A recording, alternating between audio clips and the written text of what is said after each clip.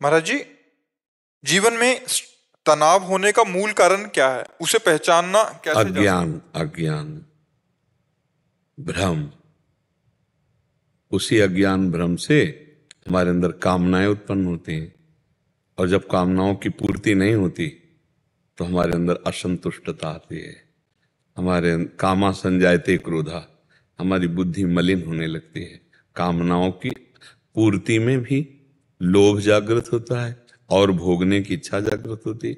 कामना की पूर्ति में बाधा पड़ने पर क्रोध जागृत होता है।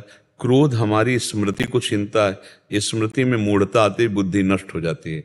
बस वो तनाव, जिसे डिप्रेशन कहते हैं ना, तो डिप्रेशन होना शुरू हो जाता है। विषयों का जो चिंतन है, यही नाश की जड़ है। और अज्ञान के कारण हमको ऐसा लगता है कि यदि हमें मनमानी विषय भोगने को मिल जाए तो सुखी हो जाए। देखो, हमें जो धन प्रिय है ना, वो धन नहीं प्रिय है, धन से विषय मिलते हैं इसलिए प्रिय है। अगर रुपया प्रिय हो तो उसकी कोई खास बात है। रुपया प्रिय नहीं है, रुपया से सामग्री मिलती है, हम जो चाहे वो भोग सकते हैं, जहां चाहे जा सकते हैं। रुपये का प्रयोग प्रिय है, इसलिए रुपये की मान्यता है। अब वो प्रयोग क्यों प्रिय है? क्योंकि मन और इंद्रियां उसे अच्छा मानती हैं कि ये भोग लूं, ये देख लूं, ये छू लूं। तो मन और इंद्रियां जिनके पास ये सब भोग हैं, उनके क्यों नहीं तृप्त हो गए? मान लो अपने पास तो है नहीं, लेकिन वो चीज किसी के पास है, वो क्यों नहीं तृप्त हो गया? तो इसका मतलब है कि हमको ड्रामे में फंसाया गया, अज्ञान में फंसाया जा रहा है।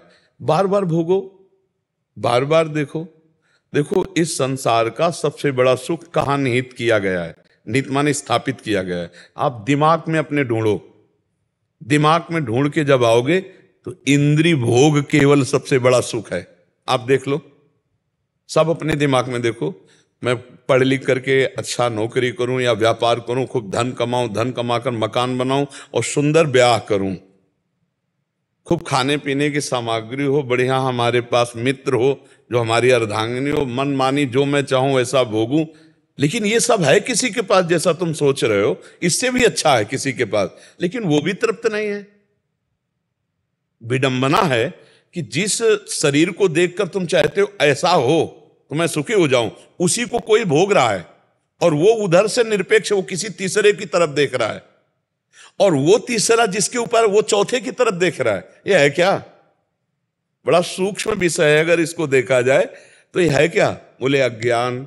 ये सब का मूल जड़ अज्ञान है, जिसमें हम फंस रहे हैं, जिसमें हमारे को अब निकलना होगा। वो निकलने के लिए अध्यात्म है, अध्यात्म ही निकाल सकता है, अन्यथा बहुत बुरी तरह से अपने लोग दलदल में फंस गए। दलदल में नहीं, मन डरता है।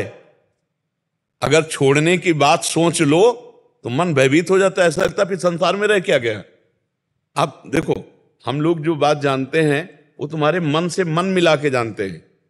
जैसे थोड़ी देर के लिए हमने आपसे मन मिला दिया, अब आपके मन में जो चल रहा है वो हमारे, तो तुम्हें लगेगा ये तो मेरे मन की बात बता रहे, वो सारी सृष्टि के मन की बात है।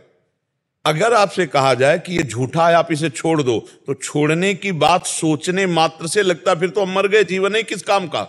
इसी में पूरा जीवन निकल जाता है और उसे विश्राम नहीं मिल पाता है। हम कह रहे हैं भोगो, लेकिन धर्म पूर्वक भोगो। धर्म, उसे एक सीमा में बांध दिया गया है। धर्म एक सीमा में बांध देता है, तुम्हें ये खाना है, तुम्हें ये पीना है, तुम्हारी पत्नी है, तुम्हारा ऐसा, तुम्हारा, बस इस सीमा में रहो, नाम जप करो और धर्म को भोगो, तो निकल जाओगे, फंसोगे नहीं।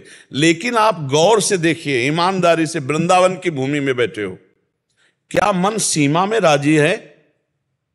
ईमानदारी से देख लीजिए, मन को नवम नवम चाहिए भाई, नवम नवम।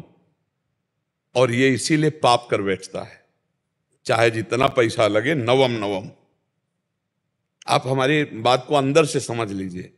अब इसी अज्ञान की धरा से हमारी दुर्गति होती चली गई, और नवम नवम असली में है तो भगवान है, जिनकी नयो नेह नव रंग नयो रस, नवल श्याम वृषभान किशोरी, नव पीतांबर नवल चूनरी, नई नई बूंदन भींजत गोरी, नव वृंदावन हरित मनोहर, नव चातक वो, सब नवीन, सब नवीन।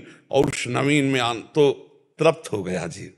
मन विश्राम बिना भगवान के नहीं मिलेगा।